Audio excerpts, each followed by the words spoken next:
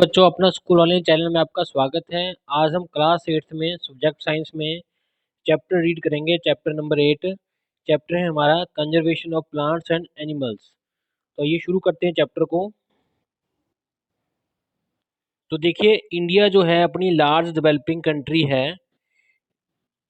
इसमें क्या है, डाइवर्स फॉरेस्ट इकोसिस्टम, बहुत बड़े सिस्टम है डाइवर्स में, डिफरेंट डिफरेंट तरह के फॉरेस्ट हैं, इकोसिस्टम्स हैं। तो the protection of the forest जो इकोसिस्टम है वो क्रिटिकल हो गया है, बहुत ज़रूरी हो गया है, क्योंकि फॉरेस्ट जो है होम है लार्ज नंबर ऑफ प्लांट्स और एनिमल्स के लिए। क्योंकि फॉरेस्ट में बहुत सारे जो जीव जंतु हैं, जो प्लांट्स और एनिमल्स की फॉर्म में हैं, वो रहते हैं फॉरेस्ट में। तो हाउएवर इसके अलावा जो फॉरेस्ट लैंड है उसको हम सेक्रीफाइस कर रहे हैं, उसको हम नुकसान कर रहे हैं। किसके लिए? मासिव डेवलपमेंट्स के लिए, बड़ी बड़ी डेवलपमेंट प्रोजेक्ट्स के लिए, जो कि बहुत नेसेसरी है आज के डेट में अर्बनाइजेशन के लिए और इंडस्ट्रियलाइजेशन के लिए। मीन्स बड़ी बड़ी इंडस्ट्रीज लग रही हैं, शहरों का विकास हो रहा है, शहर बड़े हो रहे हैं, जिसके कारण हमें सेक्रीफाइस देना पड़ रहा है, हमें हमारे फॉरेस्ट का, हमें फॉरेस्ट कट करने पड़ रहे हैं। तो देखिए, ऐसे कई प्रोजेक्ट्स हैं जिसके कारण ये फॉरेस्ट कट रहे हैं। तो फॉरेस्ट जो है हमारे क्या सोर्स है, हमारे रॉ मटेरियल के सोर्स हैं। किसके किसके लिए? पल्प, पेपर और रेयॉन मिल्स के लिए। तो इंडस्ट्री में जो मटेरियल होता है, पेपर इंडस्ट्री में पल्प पेपर, वो इन्हीं फॉरेस्ट की लकड़ी से बनता है। तो लकड़ियाँ हमारी फॉरेस्ट की इस कारण भी काटी जा रही हैं। जो टिम्बर है फॉरेस्ट की, वो यूज़ की जाती है फर्नीचर बनाने के लिए, रेलवे के स्लीपर्स बनाने के लिए, और number of other daily use requirements के लिए इसका यूज़ होता है। जिसके कारण जो हमारा फॉरेस्ट है उसके ऊपर डबल प्रेशर है। एक तो अर्बनाइजेशन का, कि उसके लिए जगह चाहिए, इसको हमें इसको कट कट करना पड़ रहा है। सेकंड, हम ट्रीज़ को कट कर कर फैक्ट्रीज में यूज़ कर रहे हैं, नई नई प्रोडक्ट्स बना रहे हैं, फर्नीचर्स बना रहे हैं। तो देखिए, एक सिग्निफिकेंट परसेंटेज, एक खास परसेंटेज जो है, महत्वपूर्ण परसेंटेज जो अपनी पॉपुलेशन का है, भी बड़ी मायने में, बड़े मात्रा में जो हमारी पॉपुलेशन है, वो क्या कर रही है, यूज़ कर रही है फायर वुड को। वुड को फायर के तौर पे यूज़ करती है बाकी पर्पसेस के लिए, जो कि प्रोक्योर्ड करते हैं from the forest as cooking fuel. तो देखिए, in addition to the fuel, fuel के अलावा जो फॉरेस्ट हैं वो क्या है, सोर्स किसका है? फॉडर मीन्स चारा, जो पशुओं को चारा होता है वो भी इनसे मिलता है। और कई बिल्डिंग मटेरियल्स भी, मेडिसिन भी, and other minor forest products again क्या है, एक सिग्निफिकेंट परसेंटेज हैं ह्यूमन परसेंट पॉपुलेशन के लिए, कि हमें इनसे मेडिसिन भी मिलती हैं, काफ़ी चीज़ें मिलती हैं, जो कि काफ़ी लोग इस पे, इसके ऊपर काफ़ी लोग इसलिए डिपेंड रहते हैं। तो ऑल दिस फैक्टर जो क्या है, देखिए इससे क्या हुआ, हमारा इनडिस्क्रिमिनेट हो गया है, हमारी कटिंग डाउन ऑफ ट्रीज जो है फॉरेस्ट में बढ़ गई है, जिसको क्या कहते हैं हम? डिफोरेस्टेशन, मीन के जंगलों का कट जाना। तो डिफोरेस्टेशन से क्या है, डोमेस्टिक एंड ग्लोबल दोनों तरह की प्रॉब्लम्स हो रही हैं। डोमेस्टिक मीन उस कंट्री को भी खराब कर रही है जहाँ पे कटिंग कर रहे हैं, और सारे के सारे ग्लोब को भी ये प्रॉब्लम्स खराब कर रही हैं। तो मीन जंगल काटने से सिर्फ ग्लोब को नहीं, उस कंट्री को भी नुकसान है। तो इसके बारे में ये कहा गया है, इसलिए डोमेस्टिक एंड ग्लोबल कॉन्सिक्वेंसेस। तो देखिए, डोमेस्टिक की बात करते हैं। डोमेस्टिक में क्या है, डिसरप्टेड रिवर्स फ्लो। जिस देश में जंगलों को काटा जाता है वहाँ पे क्या है, डिफोरेस्टेशन बढ़ने से, अगर हम जंगल काट देंगे तो जो सॉयल है वो इरोज हो जाएगी, क्योंकि जंगलों के जो रूट्स हैं वो सॉयल को बाइंड करके रखते हैं। और सेकंड, जो हमारे फॉरेस्ट हैं वो क्या है, रेनफॉल करते हैं। तो अगर जंगल नहीं होंगे तो सॉयल इरोजन हो जाएंगी, और बाकी जो हमारी रेनफॉल है वो डिक्रीज हो जाएगी। तो दोनों फैक्टर्स का रिजल्ट क्या होगा, कि जो रिवर्स का फ्लो है, जो पाथ है उनका, वो चेंज हो जाएगा। अब जब बरसात नहीं होगी तो रिवर्स में इतना पानी नहीं आएगा, जिसके कारण वो जहाँ से गुजर रही थी हो सकता है वहाँ से ना गुजरे, और उनका रास्ता चेंज हो जाए। नेक्स्ट है सेकंड प्रॉब्लम जो आएगी, डोमेस्टिक फ्लडिंग। तो देखिए, डिफोरेस्टेशन से क्या होगा, फ्लडिंग होगी, क्योंकि वहाँ पे जो ट्री नहीं होंगे, ट्रीज क्या करते थे, पहले पानी को, वाटर को स्टॉप कर लेते थे, उसकी स्पीड को रिड्यूस कर देते थे, क्योंकि ये बाइंड करते हैं सॉइल को और पानी को अब्जॉर्ब करते हैं। तो जब ये होंगे नहीं, सॉइल को बाइंड नहीं करेंगे, अब्जॉर्ब नहीं करेंगे वाटर को, तो इससे क्या होगा, फ्लड आएंगे। तो जो डिपोजिशन है, देखिए सॉइल जो होगी वो बह के कहाँ चले जाएगी, रिवर्स में चली जाएगी, जिसके कारण रिवर्स की डेप्थ कम हो जाएगी, और उससे क्या होगा, जो रिवर्स का पानी होगा वो ओवरफ्लो हो जाएगा, जो फ्लड के रूप में हमें नुकसान करेगा। थर्ड क्या है, ड्रॉट। ड्रॉट मीन्स क्या है, सूखा पड़ना। तो देखिए, फ्यूर ट्रीज, ट्रीज कम होने का मतलब क्या है, more carbon dioxide in the atmosphere. जो ट्रीज होते हैं, दरख्त होते हैं, वो क्या करते हैं, हमारे लिए ऑक्सीजन प्रोड्यूस करते हैं। अगर ट्रीज कम होंगे तो क्या होगा, कार्बन डाइऑक्साइड का जो लेवल है वो एटमोसफेयर में बढ़ जाएगा। इससे क्या होगा, हमारा ग्लोब जो है वो वार्म हो जाएगा। वार्म होने से क्या होगा, हमारा जो टेम्परेचर है अर्थ का वो बढ़ जाएगा। जिससे क्या है हमारा वाटर साइकिल वो अफेक्ट हो जाएगा, क्योंकि एवेपोरेशन तो होगा वाटर का, लेकिन ठंडक के कारण कंडेंसेशन नहीं हो पाएगा। गर्मी होगी तो एवेपोरेशन ही होता रहेगा, बरसात फिर कम हो जाएगी, डिक्रीज हो जाएगी, जिससे क्या है सूखा पड़ेगा, कई जगह पे ऐसे हालात हो जाएंगे कि बरसात ही नहीं होगी। नेक्स्ट क्या है इफेक्ट इसका, plant and wildlife extinction. तो जो प्लांट्स हैं और विल्ड लाइफ है वो हमारी खत्म हो जाएगी। देखिए जो फॉरेस्ट होते हैं ये हैबिटेट मीन्स हाउस हैं, किसके लिए, मैनी प्लांट्स एंड एनिमल्स के लिए। तो डिफोरेस्टेशन मीन जंगल काटने से क्या होगा जी, एनिमल्स जो हैं क्या हो जाएंगे, होमलेस हो जाएंगे। तो ये मेन कॉज होगा एक्सटेंशन का, किस चीज़ के खत्म होने का, large number of rare plants and animals का। ऐसे प्लांट्स जो रेयर हैं, दुर्लभ हैं, जो हमें दोबारा नहीं मिल सकते, ऐसे प्लांट्स और एनिमल्स का क्या है, खात्मा हो जाएगा, एक्सटेंशन हो जाएगी। फिफ्थ है क्या है इसमें, displacement of the forest dwellers. तो देखिए जो लोग फॉरेस्ट में फिरते हैं, घूमते रहते हैं, वहां से अपना गुजारा करते हैं, तो ऐसे लोगों की बात कर रही है। तो मैनी पर्सन जो है, जिनके लिए फॉरेस्ट क्या है, उनका ओनली घर है, वही उनका घर है, उनके उसके बिना वो रह नहीं सकते, तो उनको क्या है, डिस्प्लेस हो जाएंगे वो फॉरेस्टेशन के कारण। नेक्स्ट क्या है हमारा, स्केरसिटी ऑफ फॉरेस्ट प्रोडक्ट्स। तो जो फॉरेस्ट प्रोडक्ट्स हैं उनका हमें प्रॉब्लम आ जाएगी, कमी आ जाएगी।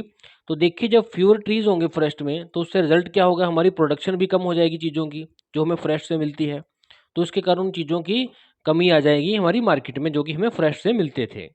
तो देखिए ये डायग्राम में दिखाया गया है कि जो फॉरेस्टेशन से क्या क्या प्रॉब्लम्स होंगी। देखिए पहले बताया था, रिवर का फ्लो डिस्टर्ब हो जाएगा, फ्लड आ जाएंगे, सूखा पड़ जाएगा, कहीं पानी कम हो जाएगा, बरसात कम होगी, विल्ड लाइफ कम खत्म हो जाएगी, जो डिवेलर्स जो फॉरेस्ट के ऊपर बेस करते थे लोग, उनको वहाँ से छोड़ना पड़ेगा फॉरेस्ट। ओजोन की लेयर वो डिप्लीट हो जाएगी, CO2 लेवल बढ़ जाएगा, डेजर्टिफिकेशन मीन्स रेगिस्तान बन जाएंगे, ग्लोबल वार्मिंग हो जाएगी, और फॉरेस्ट प्रोडक्ट्स की कमी हो जाएगी। तो देखिए अब ग्लोबल की बात करते हैं, जो पूरे के पूरे ग्लोब को इफेक्ट करेगी, तो इसमें क्या है, क्लाइमेट चेंज।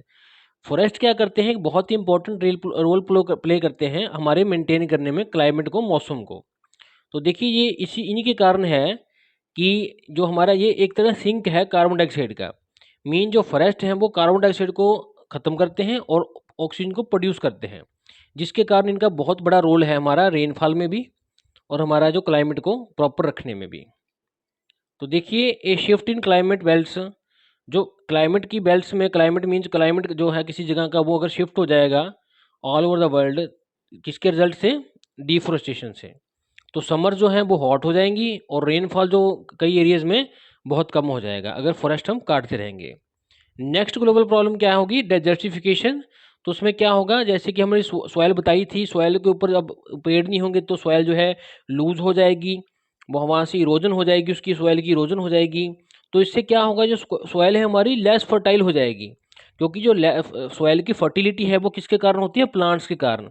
क्योंकि डेड प्लांट्स और ब्रांचेस जो लीव्स हैं उनके, वो गिरते रहते हैं, उससे दोबारा कंपोस्ट बनती रहती है, उसी से वो पौधा है दोबारा अपना न्यूट्रिशन लेता रहता है। अगर ट्रीज नहीं होंगे तो फर्टिलिटी खत्म हो जाएगी, क्योंकि ह्यूमस जो है खत्म हो जाएगी।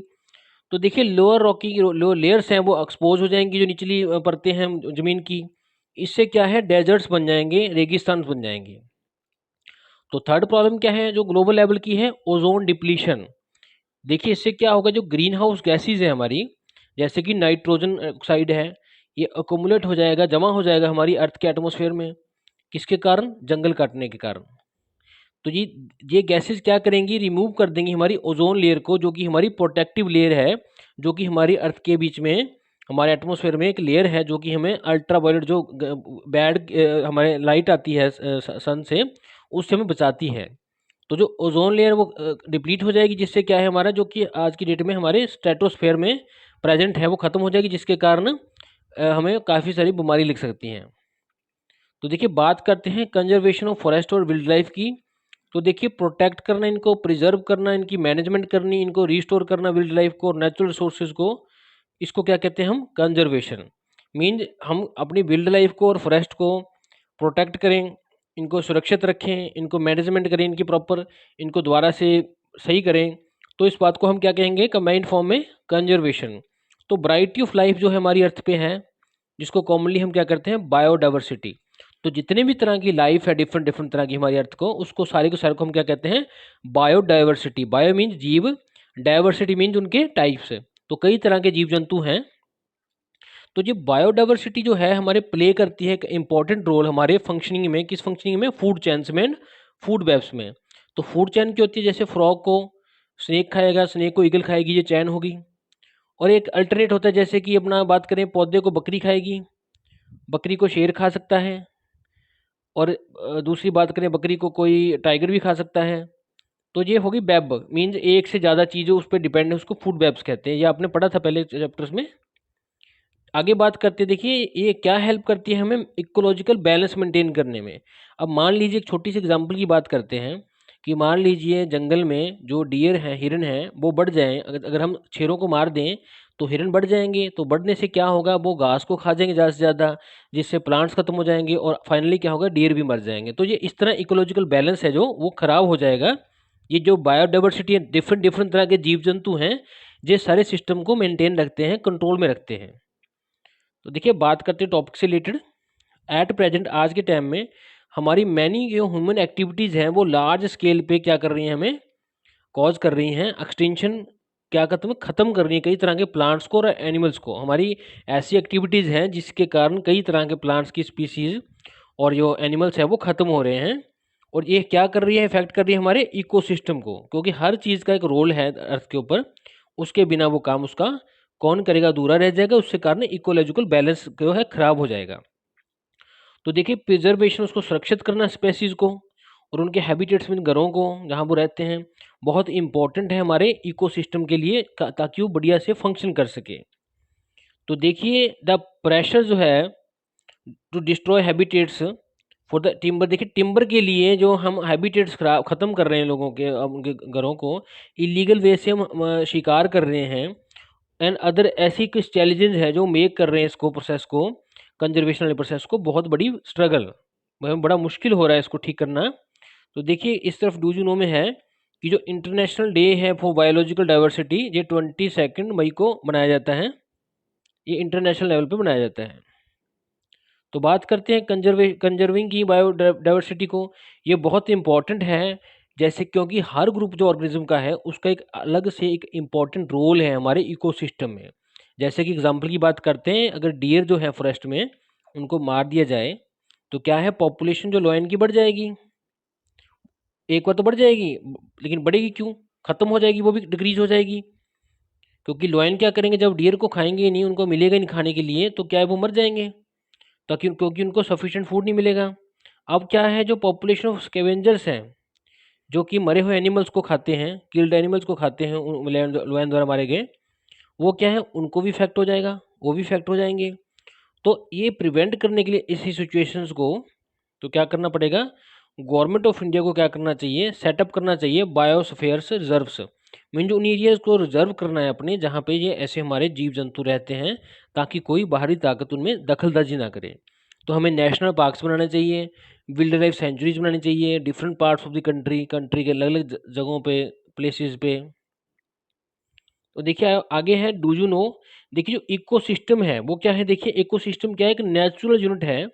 इसमें क्या है, सभी तरह के प्लांट्स, एनिमल्स और छोटे छोटे जीव, माइक्रो ऑर्गेनिज्म जो हैं, एक रहते हैं एरिया में, फंक्शन करते हैं टुगेदर, किसके साथ, फिजिकल फैक्टर्स के साथ, एनवायरनमेंट के।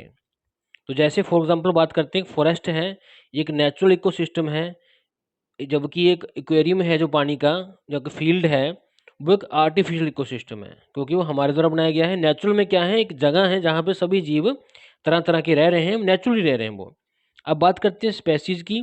तो स्पेसीज क्या है, ग्रुप ऑफ ऑर्गेनिजम्स, एक ऑर्गेनिज्म का ग्रुप है जो इंटरब्रीड, आपस में पैदा होते हैं, बढ़ते हैं फ्रीली, किसके अंडर, नेचुरल कंडीशंस के अंडर, उनको कोई हमारी तरफ से दखलंदाजी नहीं है, और प्रोड्यूस करते हैं फर्टाइल ऑफस्प्रिंग्स। और इसको ये इनको क्या कहते हैं हम, जो वो की सेम तरह की स्पेसीज से रिलेटेड है। तो देखिए आगे बात करते हैं, बायोस्फीयर रिजर्व की बात करते हैं। ये क्या है, देखिए ये इंटरनेशनल लेवल का कंजर्वेशन है, जो डिज़ाइन किया गया था यूनेस्को द्वारा। ये प्रोग्राम किसके ऊपर, on man and the biosphere. तो देखिए जो वर्ल्ड का नेटवर्क है बायोस्फीयर्स का, वो एक कलेक्शन है किसके, इसमें कितने हैं टोटल बायोस्फीयर जो है, नेशनल अपना नेटवर्क में कितने इसमें हैं बायोस्फीयर्स हैं, इसमें 669 बायोस्फीयर्स हैं हमारे 120 कंट्रीज़ में।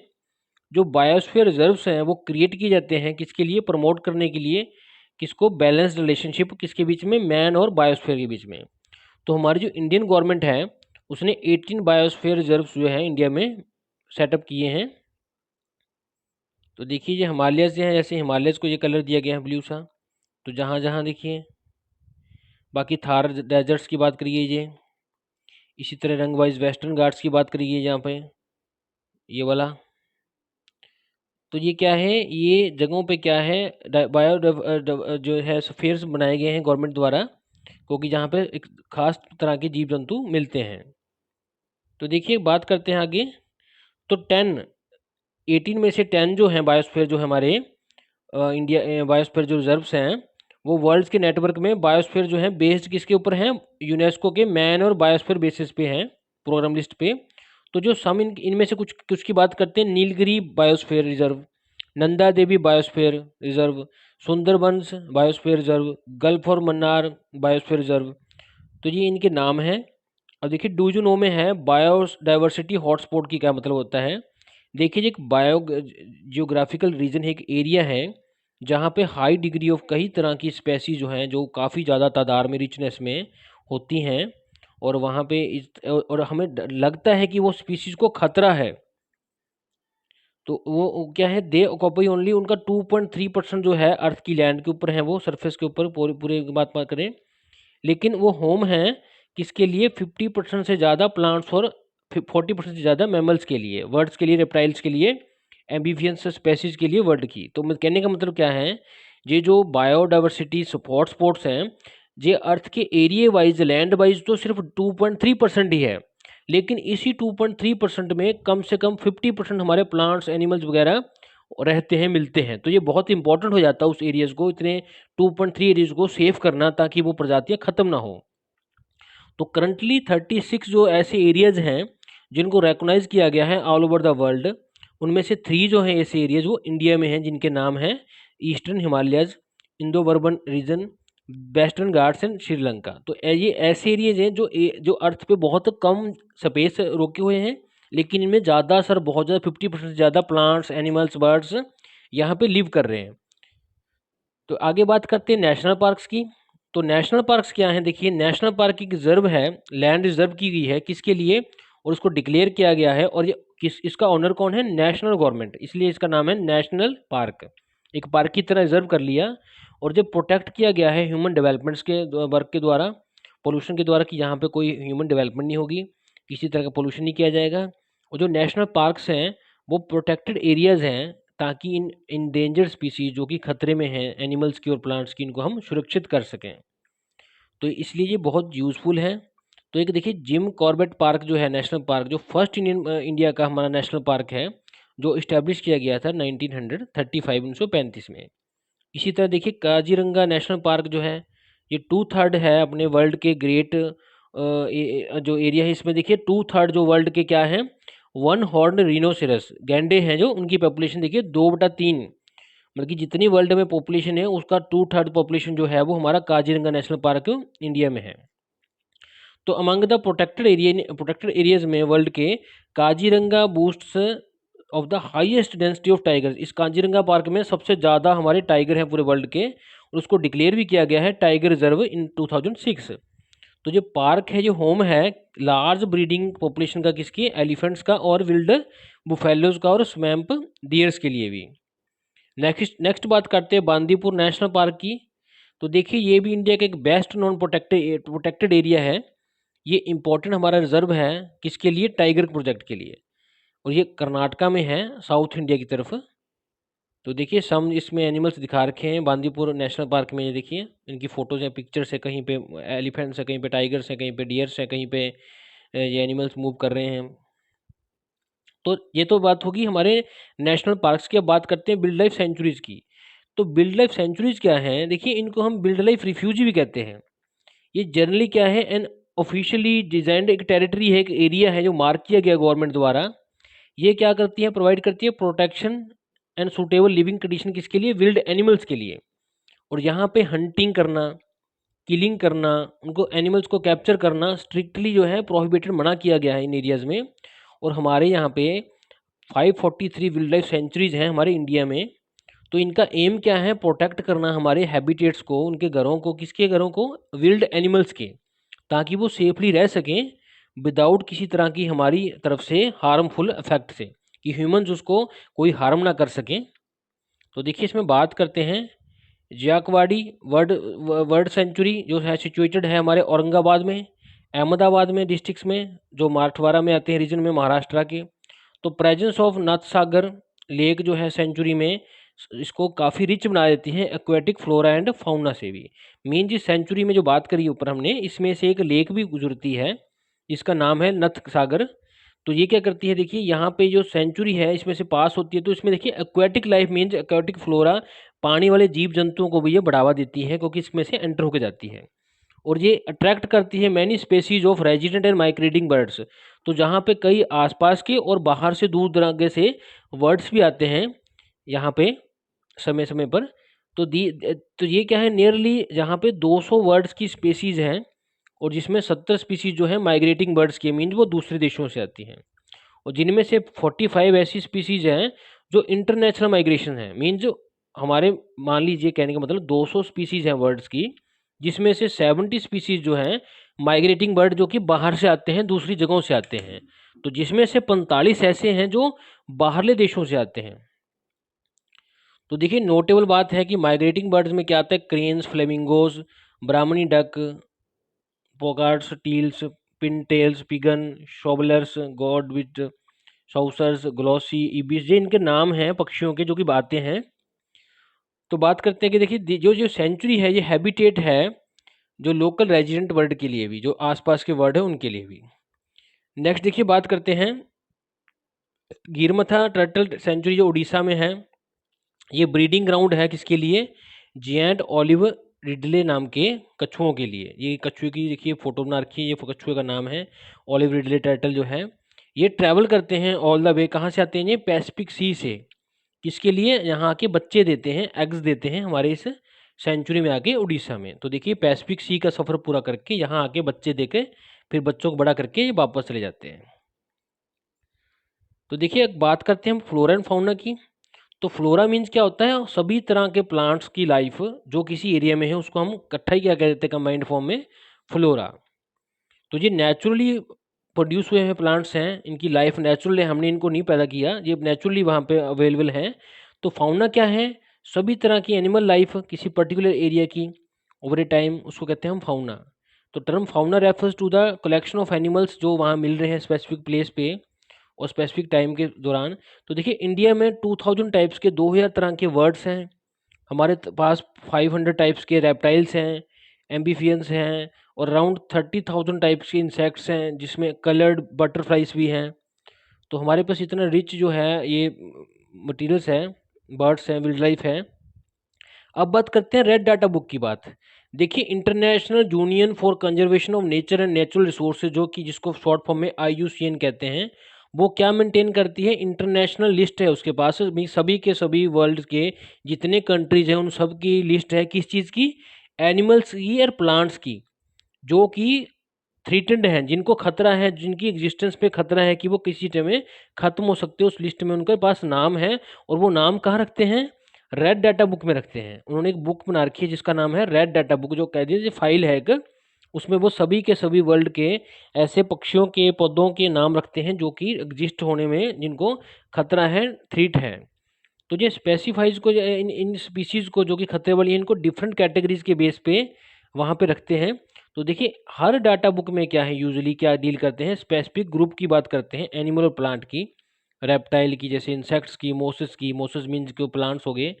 तो ये बुक में क्या है, आज की डेट में पब्लिश की जाती है डिफरेंट कंट्रीज़ में, ताकि उनको यूज़फुल इंफॉर्मेशन दे सकें कि आज की डेट में ये पर्टिकुलर जो स्पीसीज़ है, खास तरह की प्रजाति है, ये ख़त्म होने वाली है, जहाँ ख़त्म होने वाली है, जहाँ इसको बहुत ज़्यादा फियर है। तो ताकि कंट्रीज उसके लिए स्टेप्स उठा सकें। तो देखिए when no member of the species exist, जब कोई उस जाति का कोई जानवर नहीं रहेगा, कुछ कोई पौधा या एनिमल नहीं रहेगा, तो क्या होगा, तो देखिए वो डिसपियर हो जाएगा। तो ऐसी स्पीसीज को क्या कहेंगे हम, एक्सटिंक्ट, जो कि खत्म होगी, जैसे डायनासोर्स हैं। तो इस तरह देखिए dodo, and passenger pigeon and Caribbean monk जो है सील है, ऐसी स्पीसीज है वो एक्सटेंट हो गई हैं। मीन्स ये 3 तरह की जो प्राणी है ये कहीं भी नहीं मिलते वर्ल्ड में, ये खत्म हो चुके हैं। लेकिन जब कोई स्पीसीज क्या है बहुत ज़्यादा उसको रिस्क है ख़त्म होने का, मान लीजिए वो ख़त्म होने वाली है, उसकी तादाद बहुत, उसकी संख्या बहुत कम हो गई है, तो उसको क्या कहते हैं हम, इंडेंजर्ड स्पीसीज, जो कि खतरे में है, इंडेंजर में है। तो देखिए जो इसमें कौन सी आ गई, blue bell, giant panda, snow leopard, African बिल डॉग एंड टाइगर, ऐसी कुछ एग्जांपल्स हैं जो कि इंडेंजर्ड स्पीसीज में आती हैं। नेक्स्ट क्या है इसमें, वल्नरेबल स्पीसीज, ऐसी स्पीसीज जो फेस कर रही हैं हाई रिस्क किस चीज़ का, एक्सटिंक्शन होने का, खत्म होने का, मीडियम टर्म में, मीन जब वो इंडेंजर्ड होने वाली हैं। तो इसमें क्या आते हैं, चीता, अपना लॉयन, स्लॉथ बियर, जो ऐसी कुछ एग्जांपल्स हैं जो वनरेबल स्पीसीज हैं जो कि इंडेंजर्ड होने वाली हैं। तो कहने का मतलब सबसे पहले वनरेबल आई, उसके बाद और कम हो जाएंगी तो इंडेंजर्ड कैटेगरी में आ जाएंगी, उसके बाद और कम होगी तो वो एक्सटिंक्ट हो जाएंगी, बिल्कुल खत्म ही हो जाएंगी। नेक्स्ट बात करते हैं एंडेमिक स्पेसीज की बात। तो एंडेमिक स्पेसीज क्या होती है कि यूनिक किसी खास जगह पे, पर्टिकुलर कहीं किसी लोकेशन में कुछ ऐसे आइलैंड्स हैं जहाँ पे जो हैबिटेट है, वहाँ के जो जगह है वो एक स्पेशल है। वहाँ उस एरिया में एक खास प्रकार के जो है पौधे या अपने वर्ड्स या कुछ और एनिमल्स रहते हैं जिसको कहते हैं एंडेमिक स्पीसीज, जो कि एक पर्टिकुलर जगह पे मिलते हैं। फॉर एग्जांपल देखिए ऑरेंज ब्रेस्टेड जो सन बर्ड है, जहाँ पे शो किया गया है, ये एंडेमिक स्पीसीज है क्योंकि ये फाइनोबॉस जगह पे मिलता है। ये क्या है, exclusively only only fine boss जो वेजिटेशन टाइप की साउथ वेस्टर्न टाइप में अफ्रीका में मिलता है।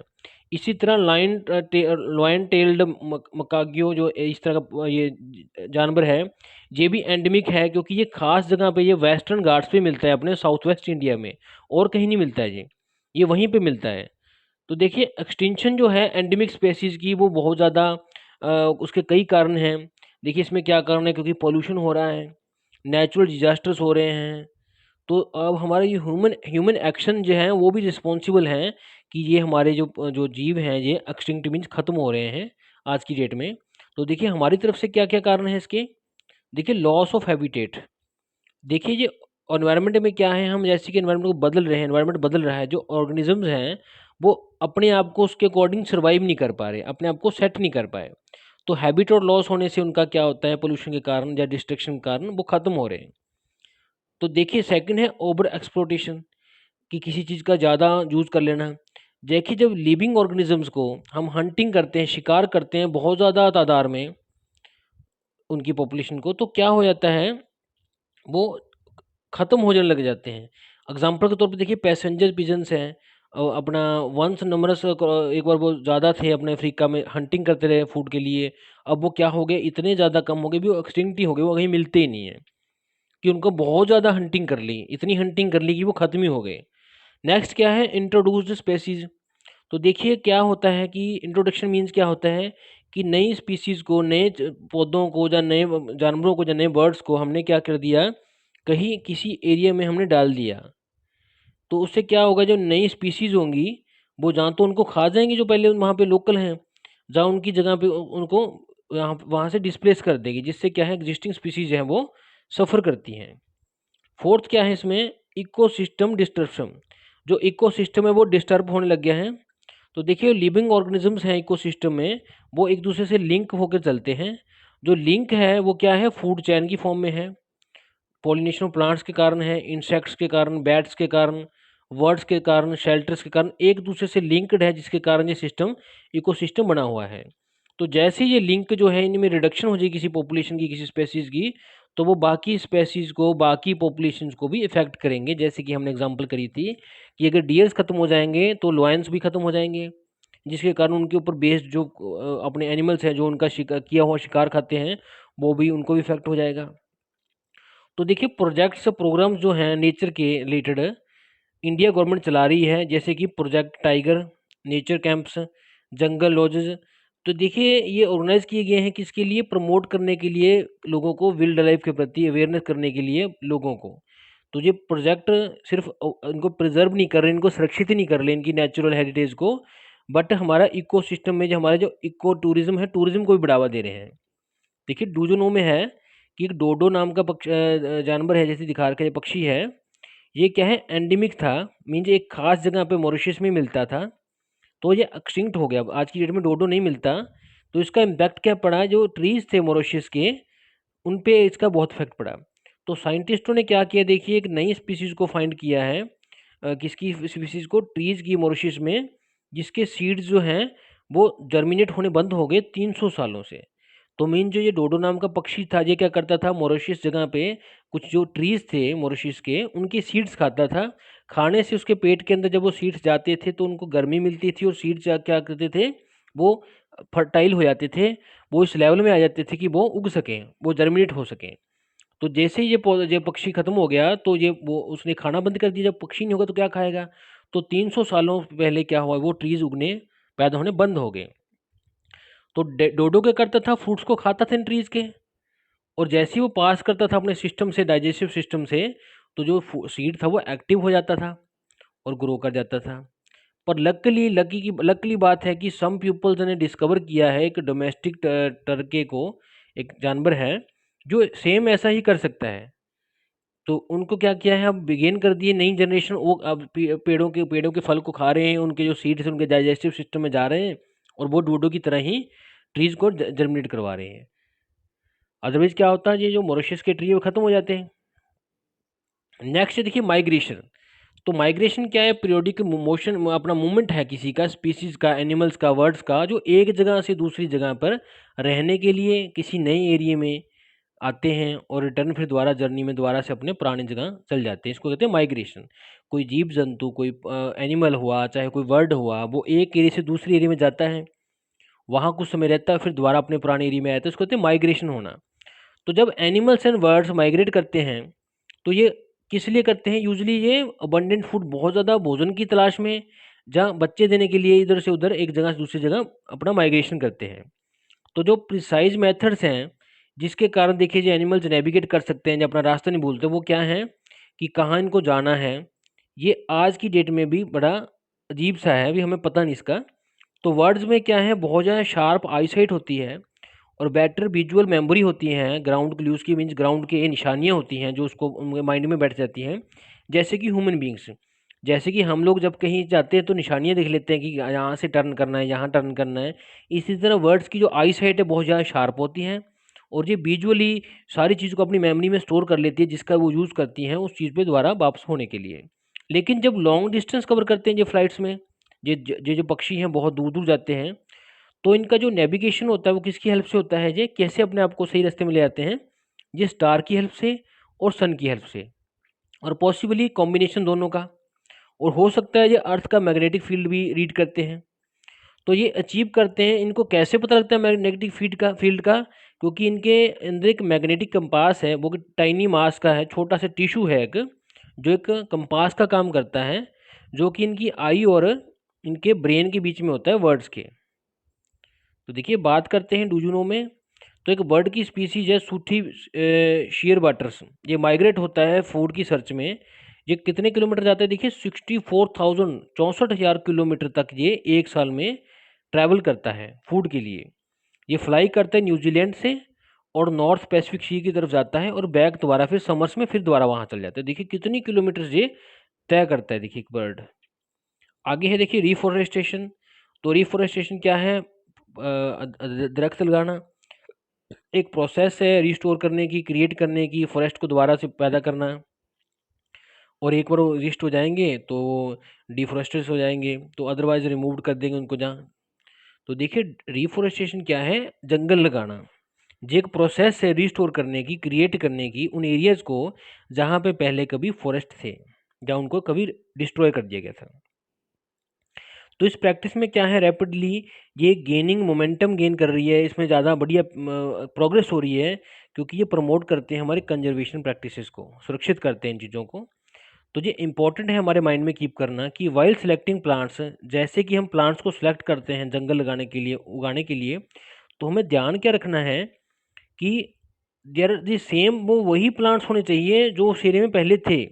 कि मान लीजिए किसी पर्टिकुलर एरिया में नीम के पेड़ थे, तो नीम के पेड़ लगाने चाहिए वहाँ पे, ये नहीं कि पीपल के लगा दूंगे। तो जिस एरिया में जिस तरह के पेड़ थे उस तरह के पेड़ लगाने चाहिए। तो ये क्या है, ये प्रमोट करता है रैपिड एस्टेब्लिशमेंट। इससे क्या है, वो जल्दी से वो चीज़ें फ्लोरा फाउना दोबारा से वापस आ जाएंगी जहाँ पे वो डिफॉरेस्टेड हो गया था। तो इससे क्या है, फॉरेस्ट अगेन से दोबारा से जल्दी से तैयार हो जाएगा। तो देखिए डू यू नो में करते हैं, जो फॉरेस्ट कंजर्वेशन एक्ट है 1980 का, वो एक मोस्ट इफेक्टिव लेजिस्लेशन कंट्रीब्यूशन है हमारी जो लेजिस्लेशन का एक बहुत बढ़िया कंट्रीब्यूशन है। किसके लिए? डिफोरेस्टेशन को कम करने का, मीन जंगल काटने में पाबंदी लगाता है ये रिड्यूस करता है जो हमारा ये फॉरेस्ट की लैंड को यूज़ करना और नॉन फॉरेस्ट्री पर्पज़ के लिए। और ये रेगुलेट करता है, कंट्रोल करता है, रिकॉर्ड करता है किस चीज़ को, कि फॉरेस्ट का लैंड यूज़ कितना चेंज हो रहा है, इसके ऊपर पूरा ध्यान रखता है कि एरिया कम तो नहीं हो रहा है कहीं फॉरेस्ट का। आगे देखिए बात करते हैं रिसाइकलिंग ऑफ पेपर की। पेपर रिसाइकलिंग क्या है? प्रोसेस है जिसमें हम रिकवर करते हैं वेस्ट पेपर को, और कैसे मेकिंग इट न्यू, इससे नया पेपर बना लेते हैं, पुराने पेपर के से हम नया पेपर बना लेते हैं, इसको कहते हैं रिसाइकलिंग ऑफ पेपर। तो पेपर क्या है, सूटेबल है रिसाइकलिंग के लिए, क्योंकि इसको स्क्रैप पेपर में रद्दी वाला पेपर को हम यूज़ करके इसको दोबारा पेपर बना सकते हैं। तो देखिए 90% जो पेपर है हमारा वो पल्प से बनता है, जो कि लकड़ी को गाल कर बनता है। तो पेपर प्रोडक्शन में जो है हमारा 35% जो है ट्रीज को अपना घेरा जाता है, काटा जाता है। तो रिसाइकलिंग ऑफ न्यूज़ प्रिंट जो है हमारा, इसलिए लॉट्स ऑफ जो है हमारी वुड को बचाता है। अगर हम रिसाइकलिंग कर लेंगे, पेपर को दोबारा यूज़ कर लेंगे रद्दी पेपर को, तो हम काफ़ी सारे वो जो वुड है लकड़ी को उसको बचा सकते हैं, अदरवाइज हमें वो जंगल काट के लेनी पड़ेगी। तो इट हैज़ बीन एस्टिमेटेड, ये एस्टिमेट है कि रिसाइकलिंग जो है even half of the world paper, अगर हम आधा भी वर्ल्ड के पेपर को रिसाइकिल कर लें, तो देखिए जो हमारा क्या है, जंगल कटने बंद हो जाएंगे, डिफोरेस्टेशन अवॉइड हो जाएगा। कितने? 20 मिलियन एकड़ की जो फॉरेस्ट लैंड है वो बच जाएगी, मीन 80,000 किलोमीटर स्क्वायर एरिया। तो 80,000 इस साइड, 80,000 इस साइड, तो जो सॉरी देखिए 80,000 जो है स्क्वायर किलोमीटर का एरिया जो है जंगल का वो बच जाएगा। तो देखिए हम अब कंट्रीब्यूट कर सकते हैं इस प्रोसेस में। हमें क्या करना चाहिए? रिड्यूस करना चाहिए वेस्टेज का, पेपर को वेस्ट कट कम करना है, उसको रीयूज़ करना है जहाँ तक हो सकता है, और बाद में जब पॉसिबल हो उसको दोबारा से रिसाइकिल करना है, मीन रद्दी वाले को बेच के उसको दोबारा से रीयूज़ करना है। Thanks for watching this video.